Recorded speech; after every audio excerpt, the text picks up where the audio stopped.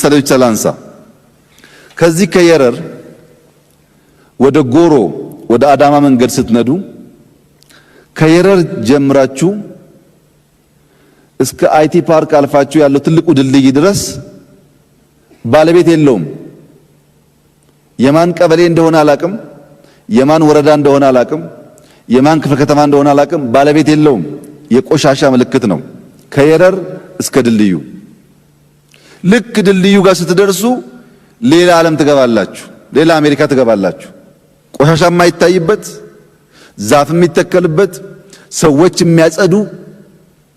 ይሄኛው ማን ነው እየመራ ያለው? ይሄኛው ማን ነው እየመራ ያለው ብላችሁ ጥያቄ መጠየቅ ይፈልጋል። ከድልድዩ ወደዛ ስትሄዱ ሌላ ቦታ ይቅርና በመንገድ መካከል ያለው ክፍት ቦታ ታርሷል። ክፍት ቦታ እዩት ስትወጡ፣ ዛሬ ነገ ጤፍ አርሰዋል፣ ዛፍ ተክለዋል። አስፋልቱ ንጹህ ነው። የአዲስ አበባ ከተማ ዋናው ስራ ይሄንን ቀበሌ እየመራ ያለው ሰውዬ ወይም ወረዳ እየመራ ያለው ሰውዬ ቶሎ ሰፋ ያለ ቦታ እንዲመራ ማድረግ ነው። ቶሎ መሸለም ነው። ያ ሰፈሩን መንደሩን የማያውቀውን ያቆሸውን ደግሞ ቶሎ ቦታ ማስያዝ ነው። ሌላ ምንም ማስረጃ የለም። ተግባር ብቻ ነው አመራርን የሚገልጸው። ሰፈሩን ሳያጸዳ፣ ሰፈሩን ሳያስተካክል መሬቱን ያውቃል፣ ኮንዶሚኒየም ፍትሃዊ ያደርጋል። አይታሰብም። እያንዳንዷን ሀብት ቫልዩ የሚያደርግ የቀበሌ ሊቀመንበር የወረዳ አመራር ነው የምትሉትን ችግር የሚቀርፈው። ይህን ተመልከቱ። ዛሬና ነገ አፋጥነው ከየረር ሳያጸዱ ተመልከቱ እና ይገባቸዋል ዲፍረንሱ። ሌላም ቦታ እንደዚሁ ማየት ያስፈልጋል። ምክንያቱም የሕዝባችን የኑሮ ደረጃ እያየን በከፍተኛ ጥረት መቀየር ካልቻል ችግር ነው። ሁላችሁም እንደምታውቁት ኢትዮጵያ ያላት ሀብት ምጣድ ላይ ያለ እንጀራ ነው። ምጣድ ላይ ያለ እንጀራ ጊዜውን ጠብቆ ወደ መሶብ ካልገባ፣ ጊዜውን ጠብቆ ወደ ትሪ ካልወጣ ስሙ ነው እንጀራ እንጂ የተራበ አያስታግስም። የተራበ የሚያስታግሰው ከምጣዱ ወደ መሶብ፣ ከመሶብ ወደ ማድ ጊዜውን ጠብቆ የሚሸጋገር እንጀራ ነው።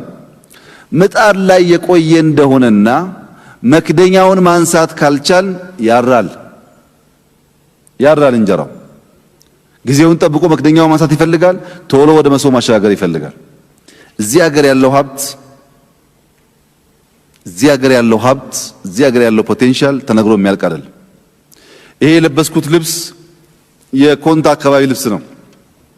ኮይሻ ፕሮጀክት አለኝ ታውቃላችሁ። ይሄን የመሰለ ልብስ የሚያመርተው ልዩ ወረዳ ማረፊያ ቦታ የለውም። ሁላችሁ ከለበሳችሁት ሱፍ በእኔ እምነት ባይበልጥ አያንስም። ሃንድ ሜድ ነው፣ በእጅ የተሰራ ነው። በጣም ጽዳት ያለው ስራ ነው። እኔ ካላከበርኩትና ካላሳየሁት ማን ያከብረዋል? እኔ ሳሳየውና ሳከብረው እና እዚያ ቦታ ቱሪዝም ስል ኮይሻ ይሆናል። እኔም ማላከብረውን ባህል፣ እኔም ማላከብረውን መልክዓ ምድር፣ እኔም ማላከብረውን ህዝብ እና ሀገር ሌላ ሊያከብርልኝ አይችልም። ፖቴንሻሉ ሰፊ ነው፣ ግን አይን ይፈልጋል። የተገለጠ አይን፣ የሚያይ አይን ይፈልጋል። በእኔ እምነት ባለፈው አንስቼላችኋለሁ። እዛ በዳውሮ ኮንታ አካባቢ ያለው መልክዓ ምድር የኔ ግምገማ ነው። በዓለም ላይ በዚያ ደረጃ ምርጥ ቦታ መኖሩን እጠራጠራለሁ። ተራራው ስዕል ነው የሚመስለው። ጠዋት ስትነሱ አንድ ተራራ ላይ ቆማችሁ ዳመና የምትመለከቱት ታች ነው። ዳመናውን ታች ታዩታላችሁ እናንተ ሰማይ ላይ እንዳለ ሰው። ይሄን የሚያክል ፖቴንሻል አለ። እዛ ብቻ አይደለም፣ ወደ ጂንካ ስትሄዱ የሚገርም ነው። ወደ ቤንሻንጉል የሚገርም ነው። ሰፊ ስራ ከሰራን ለቱሪዝምም ይሁን ለአጠቃላይ ኢኮኖሚያችን አይተኬ ነው። ለምሳሌ ኮይሻ ግድብ አለን። ኮይሻ በተደጋጋሚ ፖስት አድርጌ እንዳያችሁት ከአንድ ሰዓት መንዳት በኋላ በመቶዎች ዝሆን፣ ጎሽ፣ አንበሳ የሚታይበት ቦታ አለ፣ ናሽናል ፓርክ። ያ ፓርክ ከኮይሻ ጀምሮ ኦል ዘ ዌይ ዳውን እስከ ኦሞ ስትሄዱ ወደ 4 ገደማ ናሽናል ፓርኮች አሉ። ቤንሻንጉል ከህዳሴ ግድብ ጥቂት ስትነዱ ሌላው ጥቁር አንበሳ የሚገኝበት ፓርክ አለ።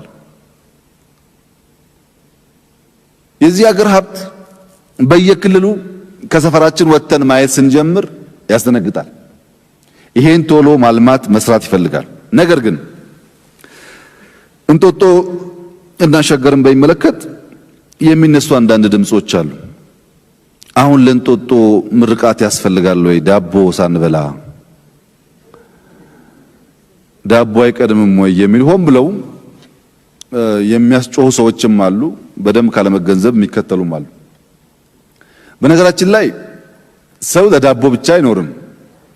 ሁልጊዜ ዳቦ ሳልበላ አይባልም። ዳቦ መብላት አለበት፣ ትክክል ነው። ለዛ ዳቦ ፋብሪካ ሰርተናል። ስንዴ እያመረትን ነው፣ አልተውነውም እሱ።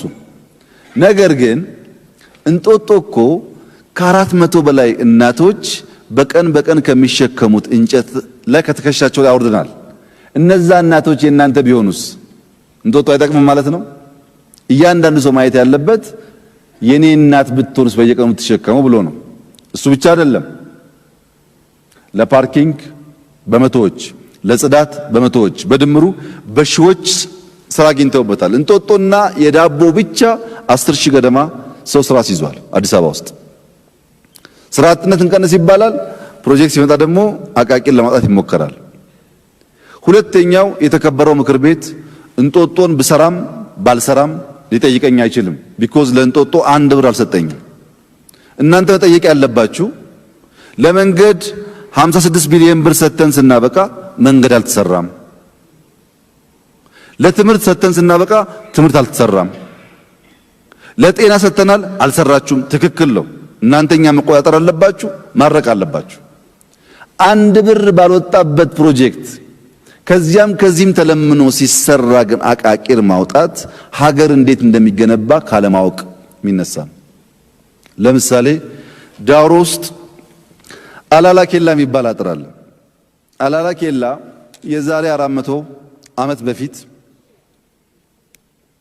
ከወላይታ ከምናምን ጋር በነበረው ግጭት ለመከላከል ተብሎ ልክ እንደ ቻይና ዎል የተሰራ አጥር ነው። ይሄ አጥር 175 ኪሎ ሜትር ረጅም ነው። 175 ከዚህ አዳማ ደርሶ መልስ በሉት።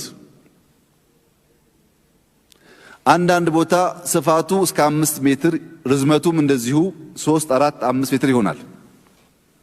አላላ ኬላ 175 ኪሎ ሜትር የዳውሮ ጀግኖች የሰሩት 47 ዓመት ነው። 47 ዓመት ሙሉ ሰርተው ሊጨርሱት። ምን ማለት ነው? አንድ ሰው በ30 ዓመቱ ቢጀምር ስራውን 77 ዓመት ሽማግሌ ሆኖ ያለቀው ስራው ማለት ነው። ትውልድን የሰራው በ20 ዓመቱ እንኳን ቢጀምር 67 ዓመት ሽማግሌ ሆነ። ሀገር እንደዚህ የሚሰራው በአውሮፓ አንድ ወዳጄ ሲነግረኝ ለንደን ውስጥ በጣም ሳቢ የሆነ የሚባለው ቦታ ክሎክ ታወር የሚባል ፓርላማ ሃውስ የሚባል ቦታ ነው። ታውቁት እንደውም ፓርላማው በጣም ነው የሚያምረው። ፓርላማውን ይዞ የሆነች ሪቨር ፕሮጀክት ምስል ውሃ አለች። እዛ ላይ ክሎክ ታወር አለ። የብዙ ቱሪስቶች መዝናኛ ለንደን ውስጥ ክሎክ ታወር ነው፣ ፓርላማ ሃውስ ነው። ጓደኛዬ እንደነገረኝ ያ ፓርላማ ሃውስ የተገነባው እንግሊዝ በከፍተኛ ችግር ውስጥ ድህነት በነበረችበት ዘመን 200 ዓመት ነው የፈጀው ያን ቦታ መስራት። 200 ዓመት ማለት ስንት ትውልድ ነው? አስቡት። ዛሬ እኛ ለንደን የምንሮጠውና የአስሬ ፎቶ የምንነሳበት ፓርላማ ውስጥ የሆነ ትውልድ ዋጋ ከፍሎ ነው የተሰራው። እኛ ዋጋ ሳንከፍል የሚሰራ ሀገር የለም። በገንዘባችንም በጊዜያችንም በጉልበታችንም ዋጋ ከፍለን ቀጣዩ ትውልድ ለማኝ እንዳይሆን ማድረግ አለብን። ልክ የኛ ወላጆች የኔን ህይወት አትድገም ተማር እንዳሉን እኛ የሚቀጥለውን ትውልድ የኛን የልመና ህይወት አትድገም ከልመና ውጣ ማለት ያስፈልጋል። ለዚህ ነው ስራው የሚሰራው። ገበታ ለሀገር በጣም ኢምፖርታንት ነው። ጎርጎራ የሚነገረው ስለ ውሃው ነው፣ ስለ ጣና ነው። ታውቁታላችሁ። ጎርጎራ አካባቢ በጣም በርካታ ገዳማት አሉ። እነዛ ገዳማት የኦርቶዶክስ አባቶች ሲናገሩ ቀላል ነው ይመስለው። ይሄኛው 13ኛ ክፍለ ዘመን፣ ይሄኛው 12ኛ፣ ይሄኛው 14ኛ የሚባል ገዳም ነው ያለው። 400 ዓመት፣ 600 ዓመት፣ 700 ዓመት የቆየ የትኛው የዓለም ክፍል ነው እንደዚህ አይነት እድሜ ጠገብ ቦታዎች ማሳየት የሚችለው? የሚገርሙ ታሪኮች አሉ። ውሃውን፣ መልክዓ ምድሩን፣ ህዝቡን፣ የህዝቡን የመልማት ፍላጎት ከታሪኩ ጋር ብናያይዝ እንኳን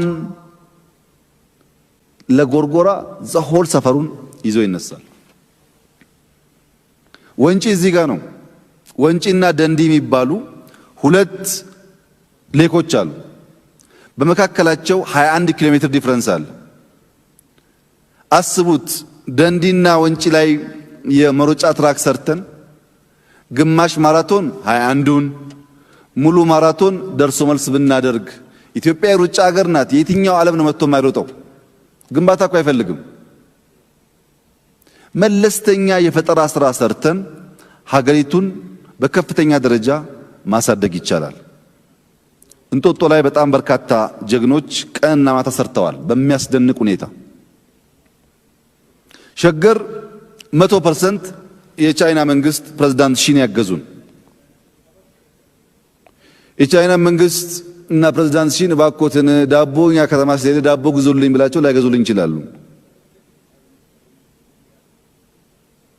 ከዳቦ ጋር አይወዳደርም። ሸገር በብዙ እጥፍ ሸገር የከተማችንን ገጽታ ይቀይራል።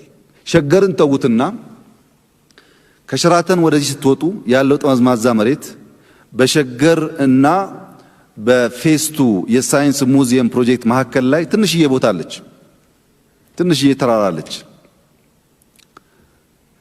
ሳር በልቷታል እና በቅርቡ ሸገርን ጎብኝተን ስንመለስ ለምን እንጠቀምበትም ይሄን ቦታ አለ። ምክንያቱም አሁንም ሙሽሮች አጥር ስር ፎቶ ይነሳሉ። አሁን ከ15 ቀን ከ20 ቀን ከወር በኋላ ታዩታላችሁ ያንን ቦታ። መለስተኛ አንፊ ሰርተን ኢትዮጵያ የሚል ጽሑፍ ጽፈን ከቤተ መንግስቱ ጋር ማንም ሰው ፎቶ የሚነሳበት በነፃ የሚያምር ቦታ ይሆናል። ቦታውም ነበረ። ተጨማሪ ሀብት አይፈልግም። አንድ ፍጹም የሚባል አነስተኛ ጥቃቅን የሚሰራ ልጅ የሚሰራው ቀላል ነገር ነው። ሐሳቡን አፍሪካን ከመራን የሚሆን ነገር ነው። ይሄ በየቦታው አለ። አዲስ አበባ ውስጥ 20 30 40 ፓርኮች መስራት ይቻላል። እሱን ደግሞ ተውት። ቦሌ ለሚ ኢንዱስትሪያል ፓርክ ይባላል። እንዴት የሚያሳዝን ሀብት መሰላችሁ! እጅግ የሚያምር አስፓልት፣ እጅግ የሚያምር ወክዌይ፣ እጅግ የሚያምር ፓርኪንግ፣ በጣም ሰፊ የሆነ ግቢ ተገንብቶ ቁጭ ብሎላችኋል ታጥሮ። እዛ ውስጥ 3 ኮፊ ሾፕ ብናስገባ፣ 3 ኬክ ቤት ብናስገባ፣ ቅዳሜና እሑድ ቤተሰቦች እዛ ሄደው ፓርክ አድርገው ኢንዱስትሪም እያዩ እየበሉ የተዝናኑ ሰፈሩ በሙሉ ማንቃት የሚችል ቦታ አጥረን አስቀምጠናል። ግን ተገንብቷል። ከእንጦጦ በላይ ተገንብቷል። አይናችን መግለጥ ያስፈልጋል። በጣም ብዙ እድሎች ስላሉ ይሄን በማድረግ መስራት እና መቀየር ያስፈልጋልና ይሄንን ስንሰራ ስንጓዝ ዝናብ ሊዘንብ ይችላል። ስንጓዝ ጠራራ ፀሐይ ሊመጣ ይችላል።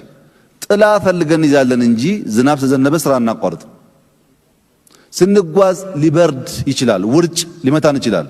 ካፖርት ጋቢ እንፈልጋለን እንጂ ስራ እናቆም። ባለው ፈተና ውስጥ እየሰራን ነው ሀገር የምንገነባው። ይሄ ሲሆን ያለው ፈተና ምንድነው?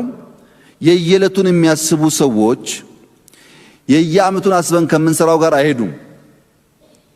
እነሱ እንጦጦ ሲመረቅ አጀንዳቸው እንጦጦ ብቻ ነው። አንበጣ ሲመጣ አንበጣ ብቻ ነው። በሙሉ የዓመቱን ትልምና ፍላጎት እያሰቡ መሄድ አይችሉም። ነገር ግን አንድ ጥያቄ ላንሳ። ዘንድሮ ኢትዮጵያ ከፍተኛ ፈተና ተፈትናለች። ምክንያቱም አንበጣ አለ፣ ጎርፍ አለ፣ ኮሮና አለ እና የተከበረው ምክር ቤት ወይ 3 ከባድ የተፈጥሮ አደጋ ስለገጠመን ህዳሴ ለዘንድሮ ይተላለፍ፣ የዘንድሮ ስራ ለሚቀጥለው ዓመት ይሁን ብዬ ባቀርብ ይህ ምክር ቤት ይቀበላል? የኢትዮጵያ ሕዝብ ይቀበላል? እሺ ህዳሴ ደግሞ ይቅር፣ ከባድ ነው። እናንተ ወረዳ ውስጥ የያዝነው የአስፋልት መንገድ ኮሮና ስላለ ዘንድሮ ይሸጋገር፣ ጣና በለስ ዘንድሮ ይሸጋገር ኮሮና ስላለ ቢባል እሺ የሚል ሰው አለ? ያኛውንም ይዘን ተጨማሪ የምንጠይቅበት ምክንያት ደግሞ ባለን ሀብት ልክ የሚወሰን ይሆናል።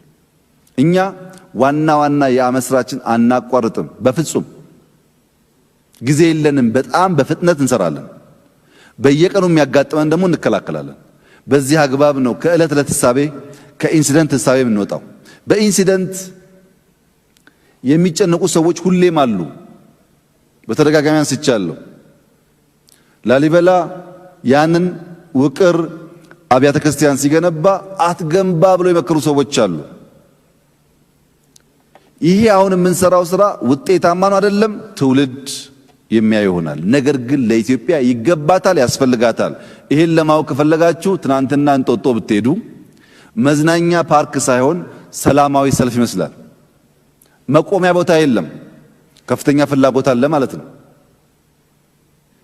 እንጦጦ ያ ሁሉ ሕፃን ያ ሁሉ ሰው እየሄደ አየር የሚስብበት ምክንያት መተንፈሻ ቦታ ይፈልጋል ማለት ነው። ማስፋት አለብን። እኛም እንሰራለን። በየከተማው በየክልሉ ይስፋ።